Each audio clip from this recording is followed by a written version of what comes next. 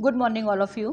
Welcome to online class of social science. Today we will study history chapter 6 called Towns, Traders and Craft Persons, page number 75. What would a traveler visiting a medieval town expect to find? This would depend on what kind of a town it was: a temple town, an administrative center, a commercial town, or a port town. To name just some possibilities, in fact, many towns combined several functions. They were administrative centers, temple towns, as well as centers of commercial activities and craft production. एक medieval town की यात्रा पर आया कोई traveller उस town के बारे में क्या एक्सपेक्ट करता होगा? यह इस बात पर डिपेंड होगा कि वह टाउन किस प्रकार का था। क्या वह एक टेम्पल टाउन था, या वह एक एडमिनिस्ट्रेटिव सेंटर था, या एक कमर्शियल टाउन या पोर्ट टाउन था। इनफैक्ट कई शहर एक साथ कई प्रकार के टाउन्स का मिलाजुला रूप भी हो सकते थे। Now come to the page number 76।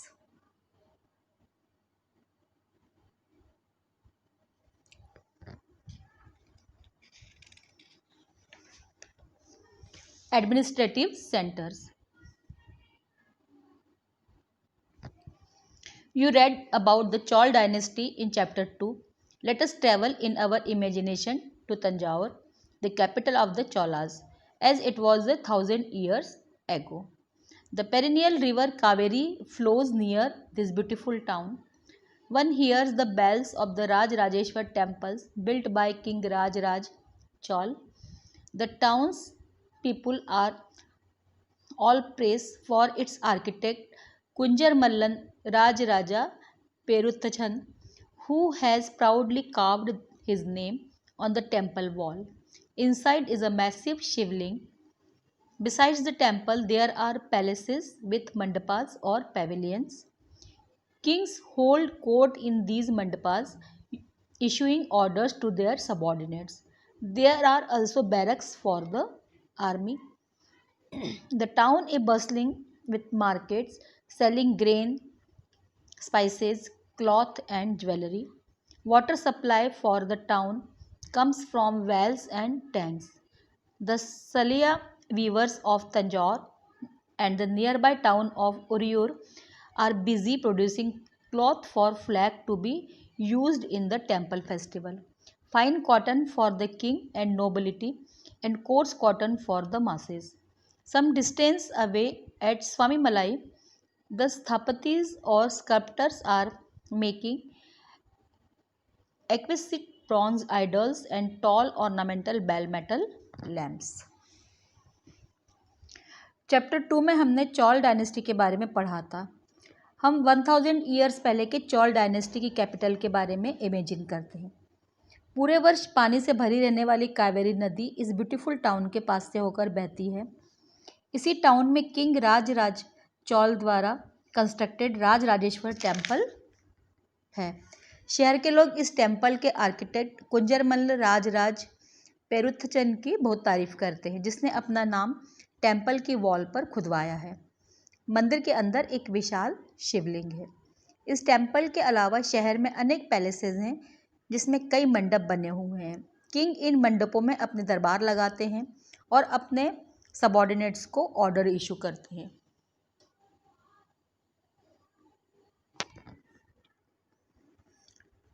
Town में आर्मी बैरक्स भी हैं।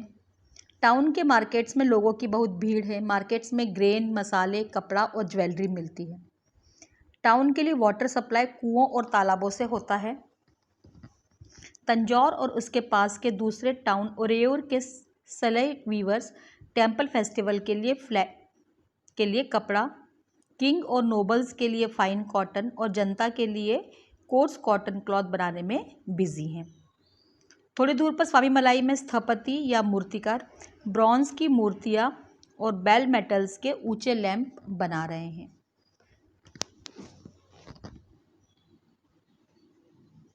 Temple towns and pilgrimage centers. Tanjore is also an example of a temple town. Temple towns represent a very important pattern of urbanization. the process by which cities develop. Temples were often central to the economy and society. Rulers built temples to demonstrate their devotion to various deities. They also endowed temples with grants of land and money to carry out elaborate rituals, feed pilgrims and priests, and celebrate festivals. Pilgrims who flocked to the temple also made donations. Thanjavur temple town का भी एक example है.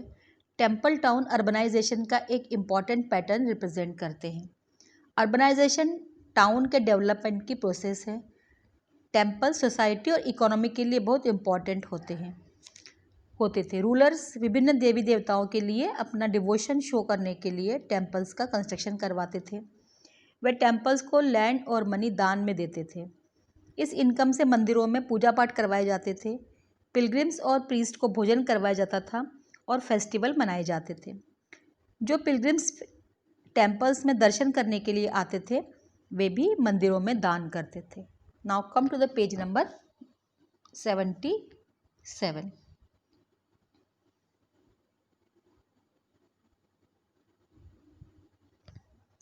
Temple authorities used their wealth to finance trade and banking. Gradually, a large number of priests, workers, artisans, traders, etc. settled near the temple to cater to its needs and those of the pilgrims. Thus grew temple towns. Towns emerged around temples, such as those of Bhilaswamin,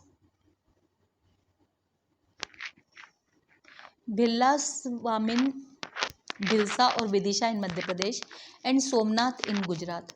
Other important temple towns included Kanchipuram and Madurai in Tamil Nadu and Tirupati in Andhra Pradesh. Temple authority temple के धन को trade और banking में लगाते थे. धीरे धीरे बड़ी संख्या में priest, workers, artisans, traders temples और पिलग्रिम्स की नीड्स को पूरा करने के लिए मंदिरों के आसपास सेटल होते चले गए और इस प्रकार टेम्पल टाउन्स डेवलप हुए. टेम्पल्स के आसपास बसने वाले शहरों में एमपी के विदिशा और गुजरात के सोमनाथ, तमिलनाडु में कांचीपुरम और मदुराई और आंध्र प्रदेश में तिरुपति जैसे शहर शामिल हैं. Pilgrimage center also slowly developed into townships. Vrindavan and Tiruvannamalai are examples of two such towns. Ajmer was the capital of the Chauhan kings in the 12th century and later became the Suba headquarters under the Mughals. It provides an excellent example of religious coexistence. Khwaja Muinuddin Chishti, come to the page number 78.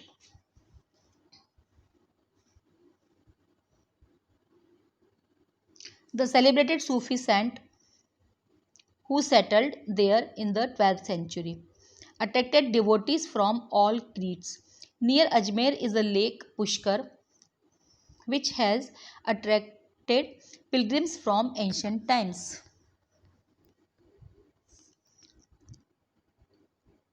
Pilgrim centres भी धीरे धीरे शहरों में develop होते चले गए.